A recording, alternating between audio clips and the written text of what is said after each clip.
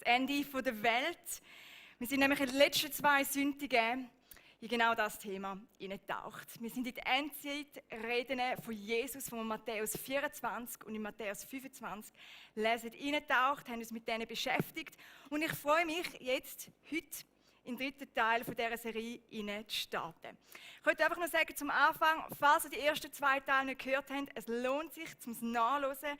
Ich habe es sehr hilfreich gefunden, sehr ermutigend gefunden, gerade in dieser Thematik von Endzeit. Und die Serie ist auch so aufbauend. Von dem her, wir sind im 3. Teil. Und das Thema vom heutigen Morgen ist Böses Erwachen. Böses Erwachen. Also was du jetzt vielleicht vorhast, ein bisschen einzuschlafen, das Thema gilt dann heute Morgen. He? Hey, ich weiss nicht, wie du geprägt bist, wenn es um die Endzeit-Theologie geht. Das ist die Sicht in die Zukunft, die Sicht aufs Ende. Ich weiss noch, als ich Teenager war, ist das Thema in meinem Leben so ein bisschen aufgekommen und in meinem Umkreis, in meinem Umfeld. Jenste Leute haben die Bücher gelesen, das Finale, andere haben den Film geschaut. Armageddon zum Beispiel ist einer von denen, wo sich so um die Zeit handelt, ganz am Schluss, bevor die Welt untergeht. Und ich weiss noch, wir hatten jenste Diskussionen gehabt. Es ist spekuliert worden, wie es einmal sein wird in der Zukunft. Die Bilder von der Offenbarung, die schlimmen Zeiten, die kommen werden, der Antichrist, der kommen wird, das hat mich ein Stück weit geprägt. Ich muss aber auch sagen, ich habe es ein Stück weit auch spannend gefunden, auch wenn ich gemerkt habe, ich weiss gar nicht so viel darüber oder kann nicht so viel damit anfangen. Ich persönlich habe die Thematik nicht mit Angst verbunden, aber ich weiss, dass einige Freunde von mir oder auch sonst Menschen in meinem Umfeld mega Angst bekommen haben. Angst vor dem Bösen, Angst vor diesen Zeiten, die kommen, Angst vor dem Antichrist. Mir haben Leute gesagt, hey, ich habe Angst, was, wenn ich Jesus verpasse, wenn er wiederkommt und ich bin allein auf dieser Erde und alle sind irgendwie weg, was mache ich denn? Angst, das ist geprägt von Angst. Und ich glaube, dass es wahrscheinlich auch einige da unter uns gibt, die vielleicht jahrelang so mit einer pessimistischen Sicht geprägt worden sind.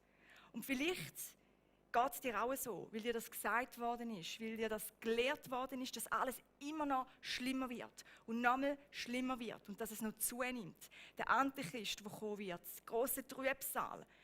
Und darum möchte ich mal fragen zum Start, wie bist du geprägt worden?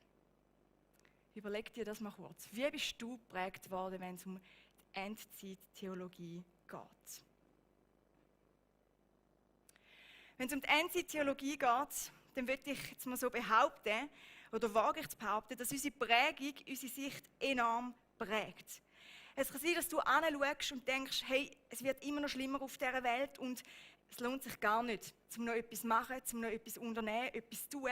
Oder wir können über die Sicht haben, die Sicht, die uns rausruft, zum Reich Gottes zu bauen. Die Sicht, die uns rausruft, um eine Vision zu haben und mit Glauben und Hoffnung auf dieser Welt noch etwas zu verändern, mitwirken zusammen mit Gott. Schaust du mit Zuversicht und Mut oder eher angstprägt in die Zukunft?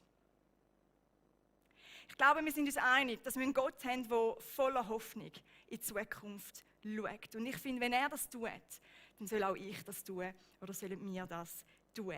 Ich glaube, für das brauchen wir eine Theologie von der Hoffnung und nicht eine Theologie, die angstprägt ist. Und ich will heute Morgen nicht Angst verbreiten, sondern ich bin da, um die Theologie von der Hoffnung zu verbreiten, weil das ist auch das, was ich in der Bibel ganz klar lese und wo mir ins Auge raussticht.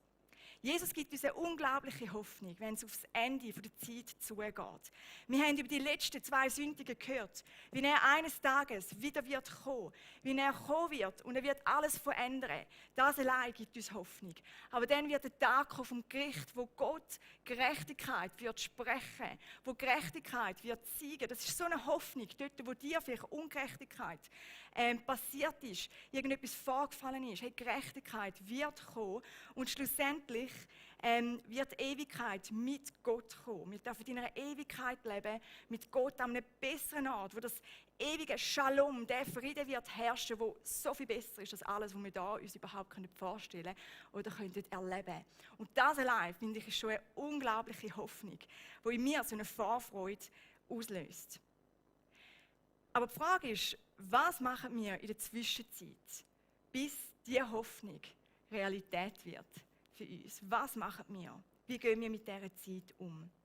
Und Jesus, er verwendet in seiner Endzeitrede verschiedene Gleichnisse, um den Jüngern aufzuzeigen, mit welcher Haltung sie in dieser Endzeit stehen sollen, oder die Endzeit, die dann nachher auf sie zugekommen ist. Weil die Endzeit hat, nachdem Jesus die Welt verlassen hat, angefangen. Also, wir sind schon 2000 Jahre in dieser Endzeit. Das hat uns auch der Dani Weber am Anfang in der ersten Predigt so gut aufgezeigt. Wir schauen das Gleichnis miteinander an in der heutigen Predigt, wo Teil der Endzeitrede ist. Es ist Teil von einer Antwort auf die Frage, die die Jünger gestellt haben. Und für das gehen wir miteinander in Matthäus 25, 1-13. Ihr könnt eure Bibeln vornehmen, wenn ihr es da habt, oder ihr dürft auch die vorne auf dem Screen mitlesen. Jesus sagt dann: Wenn der Menschensohn kommt, wird es mit dem Himmelreich wie mit 10 Brautjungfern sein, die ihre Fackeln nahmen und dem Bräutigam entgegengingen. 5 von ihnen waren töricht, könnte man sagen, unklug, gedankenlos, und 5 waren klug. Die Törichten nahmen zwar ihre Fackeln mit, aber keinen Ölvorrat. Die Klugen dagegen hatten außer ihren Fackeln auch Gefäße mit Öl dabei. Als sich nun die Ankunft des Bräutigams verzögerte, wurden sie alle müde und sie schliefen ein. Mitten in der Nacht ertönte plötzlich der Ruf: Der Bräutigam kommt, geht ihm entgegen! Die Brautjungfern wachten alle auf und machten sich daran, ihre Fackeln in Ordnung zu bringen. Die Törichten sagten zu den Klugen: Gebt uns etwas von eurem Öl, unsere Fackeln gehen aus. Aber die Klugen erwiderten: Das können wir nicht, es reicht sonst weder für uns noch für euch. Geht doch zu einem Kaufmann und holt euch selbst, was ihr braucht. Während die Törichten weg waren, um Öl zu kaufen, kam der Bräutigam. Die 5, die bereit waren, gingen mit ihm in den Hochzeitssaal. Dann wurden die Türen geschlossen. Später kamen auch die anderen Brautjungfern und riefen: Herr, Herr, mach uns auf! Doch der Bräutigam antwortete: Ich kann euch nur das eine sagen: Ich kenne euch nicht. Seid also wachsam, schloss Jesus, denn ihr wisst weder den Tag noch die Stunde im Voraus. Das ist ein spannendes Gleichnis. Wahrscheinlich haben die meisten von euch das Gleichnis schon mal gehört. Und vielleicht nochmal schnell so zur Hilfe und zum Verständnis. Dazumal war es Brauch, dass wenn Juden geheiratet haben, dass wir am Abend geheiratet haben, wenn die Dämmerung eingebrochen ist. Das war ganz normal. Und es war so, dass die Brut jeweils schon an ihrem gemeinsamen Zuhause, wo der Brut und der Bräutigam werden wohnen, schon dort war, alles eingerichtet hat, vorbereitet hat für das Fest. Und die Brutjungfrauen, die haben ihr geholfen. Und wenn sie gehört haben, dass der Bräutigam kommen wird, dass er bald wird bei ihr sein, dass er angekündigt worden ist, sind die Frauen mit ihren Lampen rausgegangen und sie haben eigentlich ihm so den Weg zum Haus erleuchtet. Also das war eine Feierlichkeit dazumal, die man gemacht hat. Es konnte Verzögerungen geben, dass der Bräutigam ein bisschen spät ist, weil er noch in den Verhandlungen war mit dem Vater der Brut. Wenn es um den Brutpreis gegangen ist, hat sich ein bisschen die Länge ziehen, das Verhandeln, oder? Wie viel das so gibt, wie viel das es wert ist. Das ist natürlich für uns etwas ganz Komisches heutzutage, das macht man nicht mehr so, aber dazumal war das ein üblicher Brauch gewesen. Es gibt sogar Berichte von Situationen, wo Bräutigam zu spät gekommen sind. Aber jetzt für das Gleichnis spielt es in dem Sinne nicht eine grosse Rolle. Was will uns Jesus mit dem Gleichnis sagen? Was hat er den Jüngern dazumal sagen? Jesus redet vom Bräutigam und damit meint er sich selber. Mit der Brutjungfrau, das sind die Jünger, die Gläubigen, heute Kirche, gemeint. Und wir sehen, wie dort die Rede ist von dieser Öllampe. Und wir müssen uns vorstellen, das sind so Tongefäße gewesen, die gefüllt worden sind mit Öl. Und dann hat man ein Docht rein tun oder so einen Stofffetzen, dass man es anzünden konnte. Und dann haben die gebrannt. Das war natürlich normal zu dieser Zeit, in dieser Kultur. Heute würde vielleicht Jesus sagen: Hey, nehmt eure Handytaschenlampe führen und beleuchtet den Weg. Und dann hat es ein paar Frauen gehabt, ein paar Brutjungfern, die vielleicht zu viel Netflix geschaut haben. Und der Akku ist schon fast unten. Und ja, also dazumal war das normal gewesen. In dem Gleichnis verspätet sich der Bräutigam. Und Jesus ruft uns durch das Gleichnis so verschiedene Rufe zu. Und ich möchte jetzt in dieser Zeit, wo wir haben, auf diese Rufe eingehen. Der erste Ruf ist der Ruf zu der Wachsamkeit. Das ist ein Ruf, wo wir ganz klar sehen, wo auch Jesus am Schluss von dem Gleichnis sagt, sind wachsam. Es kommt ganz klar raus, sind wachsam, weil es kann sich noch lange hinziehen, bis der Bräutigam kommt. Sind bereit. Die Brautjungfrauen haben nicht gewusst, wenn der Bräutigam genau wird kommen. Und so wissen wir heute auch nicht, wenn Jesus genau wird wiederkommen. Das weiß niemand. Und das Spannende ist, dass Jesus seine Ankunft verschleiert hat. Niemand hat eine Ahnung, wenn er genau wiederkommt. Er hat den Tag von der Wiederkunft uns verborgen und das zeigt uns, dass unser Fokus eben nicht nur auf dieser Wiederkunft soll sein, der Tag, wenn er dann wieder mal kommt, sondern unser Fokus soll auf den Tag vorher liegen, auf unsere Gegenwart, jetzt, wo wir stehen, im Jetzt, wo wir sind. Und die Frage stellt sich natürlich, ja, was machen wir mit dieser Zeit, bis Jesus wiederkommt? Was machen wir, bis er wiederkommt? Und das Gleichnis ruft uns zu, wachsam zu sein, wachsam zu leben, bewusst in der Nachfolge von Jesus zu gehen, auf ihn zu hören, nach seinem Wort zu leben. Und ich habe mir mal überlegt, was ist denn das Gegenteil von wachsam? Und das Gegenteil ist abgelenkt sein, es ist müde sein, es ist abwesend sein. Und er ruft uns zu, sind wachsam im Glauben, sind wachsam in der Beziehung mit mir. Was wachsam aber auch nicht bedeutet, ist, dass wir jedes Zeitgeschehen als Zeichen oder so als eine Erfüllung von der Offenbarung sollen interpretieren. Das bedeutet nicht wachsam sein, sondern wachsam hat mit der Beziehung zu Jesus zu tun.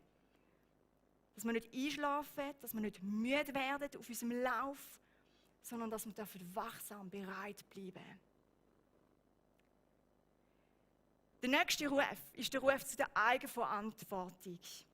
Wir haben das Bild vom Öl, von dem Tongefäß, das mit Öl gefüllt werden kann.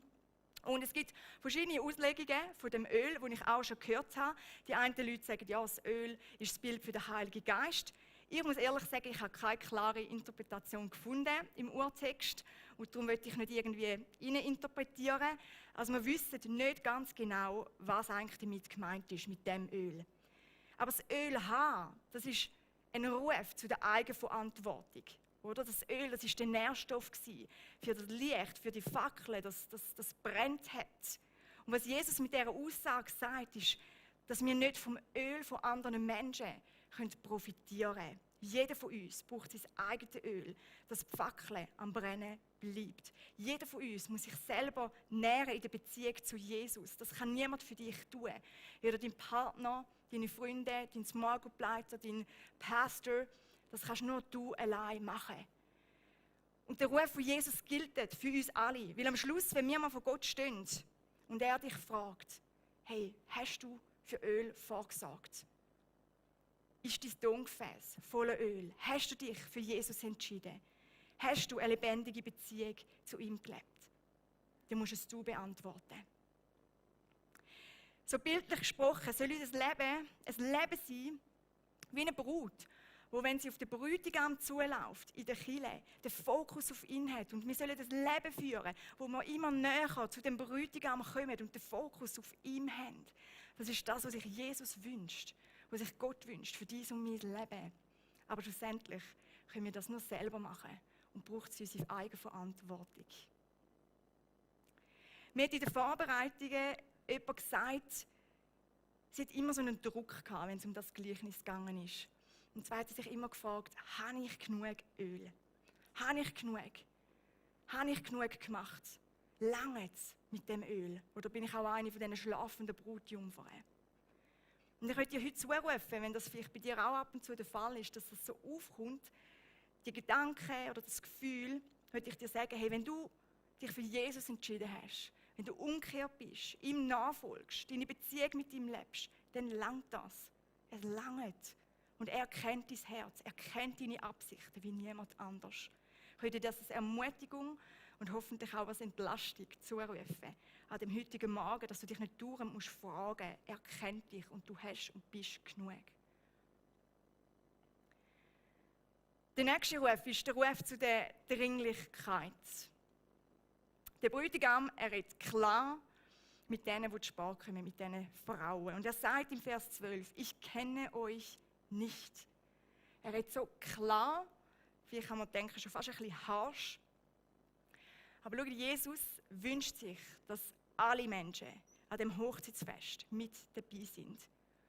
Und darum ist es wichtig, dass wir parat sind, dass wir unser Leben reflektieren, dass wir nicht einfach denken, ja, irgendwann mal dann, sondern dass wir mit ihm unterwegs sein dürfen, dass wir genau anschauen. Und sind wir uns bewusst, dass auch andere Menschen mitfeiern wollen, die vielleicht noch gar nichts von dem Hochzeitsfest wissen, das eines Tages wird stattfinden. Jesus redet mit Klarheit und er redet mit einer gewissen Dringlichkeit. Und ich glaube, das ist ein Aufruf, um es jetzt nicht einfach vernachlässigen, die Thematik. Der letzte Ruf, das ist der Ruf von der Hoffnung. Ein Hochzeitsfest, das steht bevor und wir alle, wir sind eingeladen zum Teilnehmen an dem Hochzeitsfest mit dem Bräutigam. Und das soll eine Vorfreude in uns wecken, das soll eine Hoffnung in uns wecken, weil wir haben die Rettung und wir haben das Leben mit Jesus noch vor uns. Und ich wünsche mir, dass das unser Leben prägt, dass wir ein Leben leben, das prägt ist von Hoffnung, von Vorfreude auf das, was mal kommen wird, auch in einer Welt, wo wir jetzt drinstehen und nicht nur alles gut ist. Aber wir können mit Hoffnung vorangehen. Und das ist so wichtig, weil die Welt braucht Hoffnung. Und die Hoffnung, die lebt in uns inne. Die Hoffnung für die Welt. Prägen wir sie mit Hoffnung und nicht mit Angst. Jesus ist ein König und jeder König hat ein Reich. Und er hat das Himmelreich. Das Himmelreich, das baut er nämlich jetzt schon auf der Erde. Und das Himmelreich, das breitet sich aus. Und wir alle, die gemeint sind seine Brut. Und das Geniale ist, wir sind nicht einfach eine Brut von irgendjemandem, sondern wir sind die Brut vom König, vom grössten König. Und wir haben darum das Privileg und auch ein Stück weit Verantwortung, mit ihm sein Reich mitzugestalten. Das Reich Gottes, das war so ein zentrales Thema für Jesus. Wir lesen das in der Bibel, wie er immer wieder darüber redet, hey, das Reich Gottes bricht an. Das Reich Gottes ist am Wachsen. Und wir sehen, nachdem Jesus auferstanden ist, nachdem er gestorben ist, auferstanden ist, kommt er zurück zu den Jüngern und er redet so oft über die verschiedenen Gleichnisse und über das Reich Gottes. Das ist ein Reich, wo Gerechtigkeit herrscht. Das ist ein Reich, wo durchdrungen ist von seiner Liebe. Das ist ein Reich, wo keine Einsamkeit mehr herrscht, wo Gemeinschaft herrscht, volle Annahme herrscht. Das ist ein Reich, wo Frieden herrscht. Ein Reich, wo eigentlich perfekt ist, in meinen Augen. Und Jesus redet über das Reich immer wieder und er lädt Menschen ein, dass sie umkehren, dass sie ihm nachfolgen und dass sie Teil von dem Reich werden. Und das lesen wir quer durch die Bibel durch, bis zum heutigen Tag sehen wir das. Und das Spannende ist, dort, wo das Reich Gottes anfängt, wo es sich ausbreitet, sehen wir sehr oft, wie es so klein und unbedeutend am Anfang ist. Und es breitet sich aus und es wird groß und es nimmt so ein überwältigendes Ende. Wir sehen das im Alten Testament. Gott, er kreiert den Garten Eden, Reich Gottes. Er kreiert zwei Menschen, Adam und Eva, und er gibt ihnen einen Auftrag. Er sagt, hey, bevölkert die Welt und bringt Frucht und verwaltet die Welt. Und Gottes Reich ist gebaut worden. Und wenn wir heute anschauen, sie haben sich vermehrt, sie haben einen guten Job gemacht. Die Erde ist gewachsen, Menschen, Bevölkerung und sein Reich hat damit auch zugenommen. Wir lesen im Neuen Testament, wie alles mit 12 Jüngern angefangen hat. 12 Männer, die vielleicht unbedeutend waren zu dieser Zeit. Nicht gebildete Männer. Und wenn wir heute schauen, was passiert ist, daraus entstanden ist, wie sie rausgegangen sind und dem Ruf von Jesus gefolgt sind und Jünger gemacht haben und Hoffnung in die Welt gebracht haben, hey, dann sehen wir, wie um die ganze Welt herum heute Millionen von Menschen, von Jüngern, da auf der Welt sind. Es steht auch in der Offenbarung, dort ist die Rede von grossen Menschengruppen, wo niemand zählen kann. Menschen aus allen Nationen, allen Stämmen, allen Völkern, Menschen, die jede Sprache reden, werden vor Gott stehen und ihn anbeten. Im Neuen Testament beschreibt Jesus Himmelreich mit diesen Gleichnissen, die ich vorher schon erwähnt habe. Zum Beispiel das Gleichnis vom Senfkorn, das wir in Matthäus 13 lesen. Das Himmelreich ist wie so ein kleiner Samen, aber hat unglaublich grosse Auswirkungen. Es wächst zum einem der grössten Bäume an. Ihr habt das Bild, der kleine Samen. Und das ist das Bild von dem unbedeutenden, kleinen Anfang, der aber unglaubliche Auswirkungen hat. Das ist sein Reich. Oder das Gleichnis von der selbstwachsenden Saat, wo der Bauer am Tag durch rausgeht und die Saat auf den Acker rührt. Und er geht heim, er schläft. Und währenddem er schläft, fängt die Saat an zu wachsen. Im Griechischen übersetzt heißt automatisch, ohne fremd zu tun oder ohne fremde Hilfe, fängt die Saat an zu wachsen. Das ist ein Bild, dass Gott sein Reich am Bauen ist. An diesen Orten, wo man vielleicht denkt, hey, das ist unmöglich, no way. Im Ungesehenen, wo wir es nicht sehen, hat Gott ist sein Reich am Bauen. Gott bringt sein Reich weiter. Er multipliziert es, wächst. Oder auch das Gleichnis vom Surteig in Matthäus 13. Steht so für die unscheinbar durchdringende Kraft. Es braucht nur einen kleinen Teil. Und es hat die Eigenschaft und die Kraft, den ganzen Teig durchzusäuren. Und Jesus lehrt uns damit, dass das Reich Gottes angebrochen ist. Schon dazu mal, als er das Gleichnis erzählt hat, es ist angebrochen. Und die durchdringende Kraft, die wird die ganze Welt erfassen. Also sein Reich wird die ganze Welt erfassen und es wird gebaut. Und zum Schluss noch das Gleichnis vom Unkraut im Weizenfeld. Das Reich Gottes ist in dem Gleichnis als Weizen dargestellt. Weizen, wo wächst. Und das Unkraut, das ist dargestellt, oder besser gesagt sinnbildlich da aufgeschrieben, als die Gegenmächte, das Böse auf dieser Welt. Und wir sind in der Endzeit und in dieser Zeit wachsen beide reich. Beides wächst, aber am Schluss gibt es Gericht.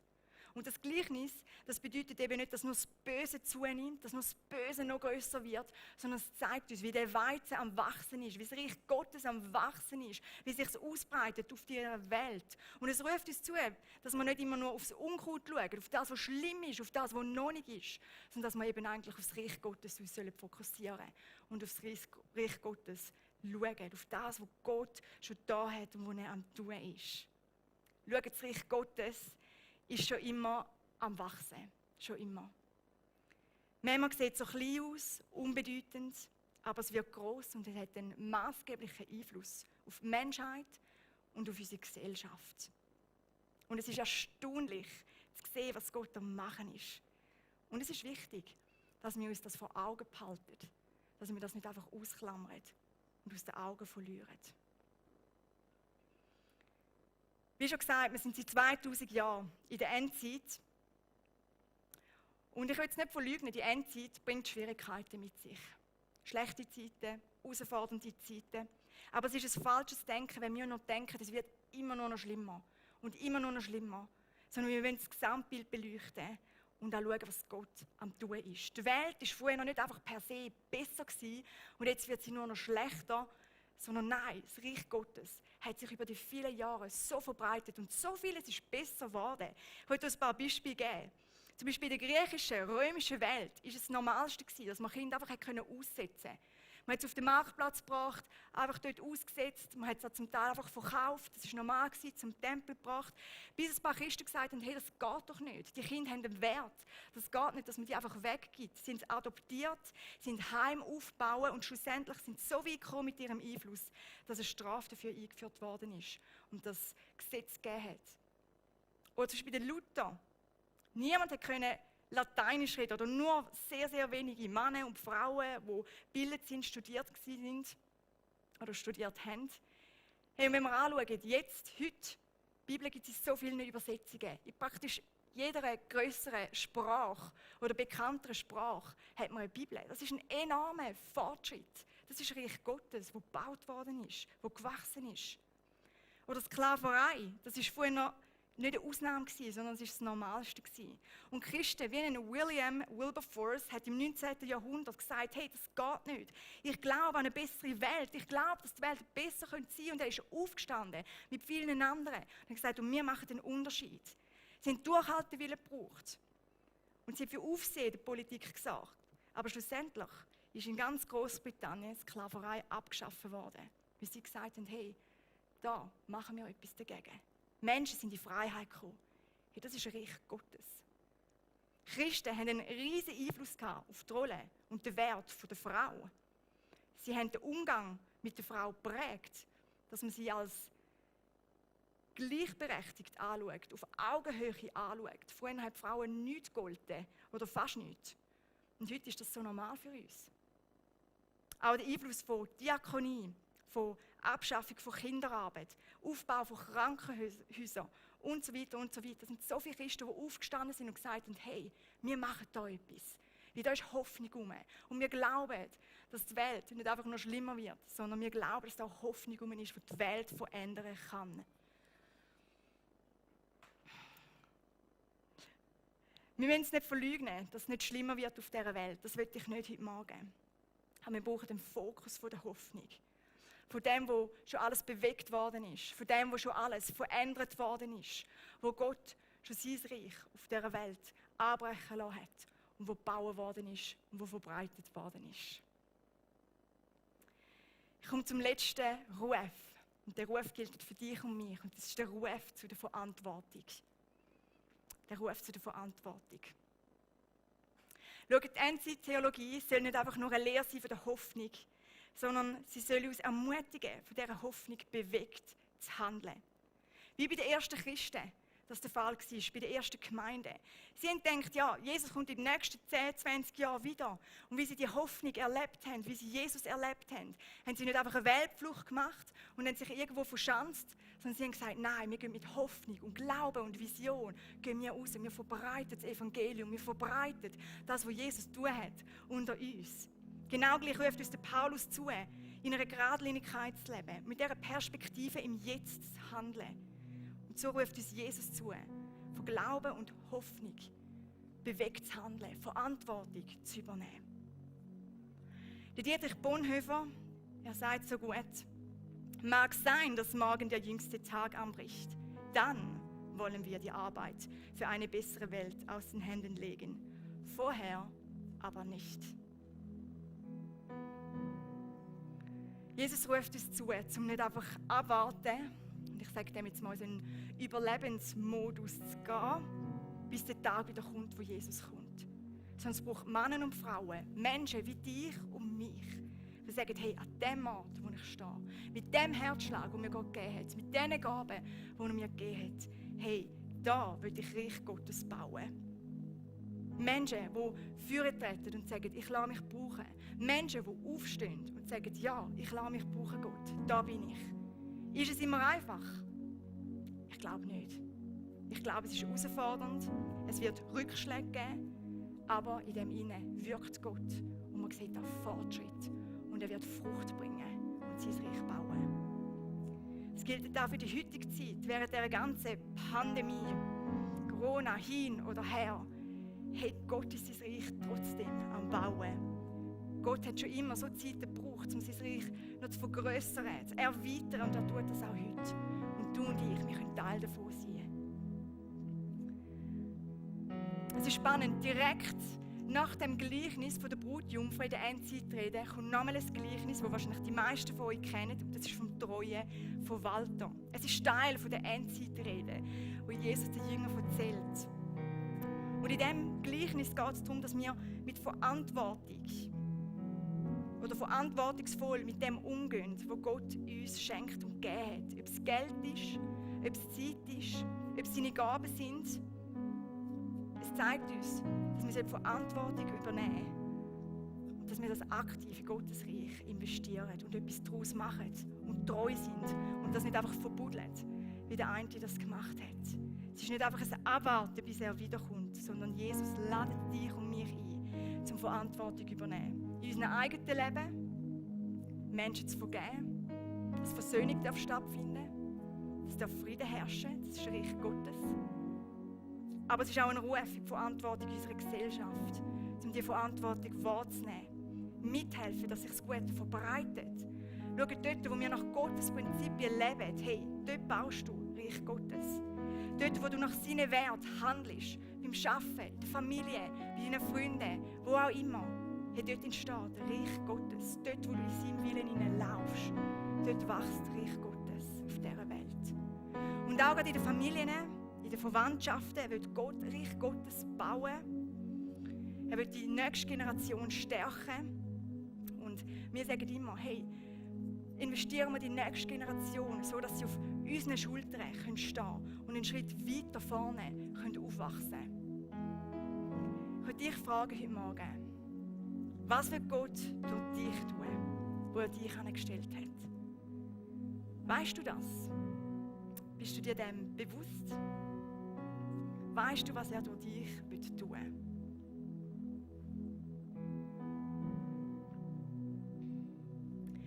Und zum Schluss ist natürlich die Kirche der Ort, wo Reich Gottes herrscht. Gott will sie als sichtbares Zeichen und gleichzeitig als ein Werkzeug, als ein Instrument auf dieser Welt brauchen, um in ihren, aber auch durch sie Reich Gottes auf dieser Welt zu bauen. Die Kirche, der Ort, wo Himmel auf die Erde kommt. Der Ort, wo ein Stückchen von dem Himmel sichtbar ist. Weil er unter uns lebt, Jesus unter uns ist, der Bräutigam. Aber auch durch die Art und Weise, wie wir miteinander umgehen, in der Nächstenliebe, mit unseren Werten, mit unseren göttlichen Prinzipien. Hey, das macht einen Unterschied. Und Kirche ist wie die Stadt auf dem Berg, wo ihr Licht nicht verborgen bleibt, sondern jeder sieht es. Und die finsteren Mächte, sie werden die Kirche nie überwältigen, weil in ihr lebt die Hoffnung. Die Hoffnung für die Welt. Und das gehen wir weiter, auch da, ins Zürich-Oberland raus, in die Schweiz raus, an unseren Arbeitsplatz, in unseren Families, dort, wo wir angestellt worden sind. Ich möchte euch ermutigen, lassen wir uns mit dem Wirken von Jesus, oder rechnen wir mit dem Wirken von Jesus auch heute.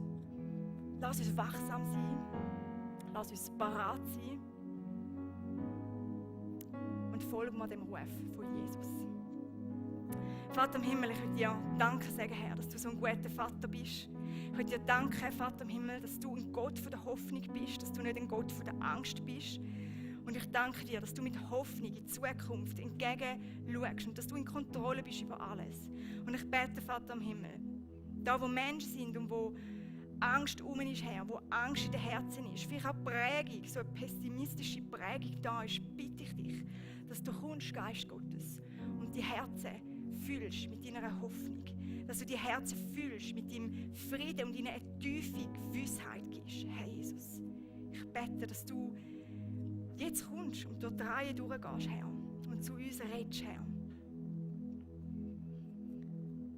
Vater, ich danke dir auch, dass wir die Zeit nicht einfach absitzen müssen, sondern ich danke dir, dass du uns auch in so eine Verantwortung hineinführst, dass wir Menschen prägen, unsere Familien dürfen prägen, dass wir unseren kleinen Teil machen dürfen, unser 1% und du machst die 99% und du baust dein Reich, Herr. Ich bete für einen Hunger danach, Herr. Ich bete, dass du wirklich uns so einen Hunger gibst, nach mehr von dir. Dass du uns Ideen gibst, Herr. Dass du uns so einen Herzschlag gibst. Dass du uns dem einfach lässt bewusst sein, in unserem Alltag, Vater im Himmel. Dass wir dürfen aufstehen, dass wir dürfen gehen und dass es nicht ein Druck sein muss, sondern dass wir einfach dürfen mit dir zusammen laufen und du uns führst und leitest, Herr. Herr, das ist so befreiend, das dürfen wir wissen. Und ich bete auch, dass Menschen, die da sind, die müde sind, dass du sie füllst mit Kraft, Herr. Vielleicht müde sind im Glauben, irgendwie so das Feuer verloren haben, dass du sie heute wie aufweckst, Herr, und ihnen so einen Hunger gibst. Ich bete, Vater, dass du uns immer wieder begegnest, weil eine Begegnung mit dir, das verändert so viel. Hilf uns, Herr. Und da bete ich auch, Vater im Himmel, dass du uns immer wieder Menschen aufzeigst, die dich noch nicht kennen, Herr. Ich bete, gib uns Weg, hilf uns Brücken zu schlagen zu diesen Menschen. Gib uns eine Leichtigkeit, dass wir ihnen zeigen, wie gut du bist, Herr. Wie wunderbar du bist. Danke dir, Vater.